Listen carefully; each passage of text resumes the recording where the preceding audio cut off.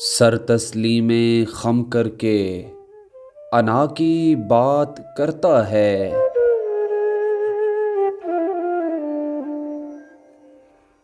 Sir तस्लीमें खम करके अना की बात करता है।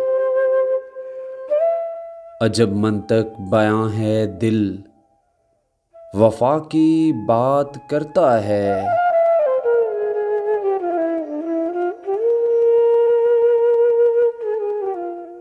फरिश्ते तेरी नुसरत को उतर सकते हैं गर्दों से।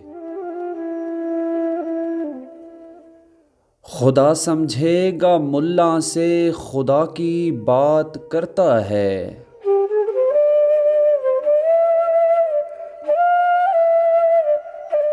बहुत उलझे हुए हो तुम, कभी तुम जॉन को पढ़ना।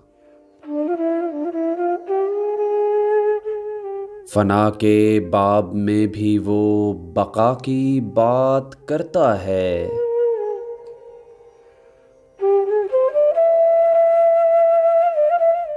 तलब जीने की जिस तरह किसी ने छीन ली उनसे,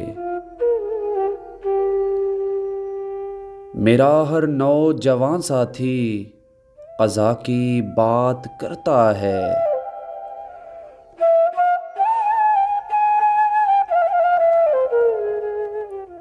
और हमें खालिद ज़रूरत है रवादारी ज़माने में।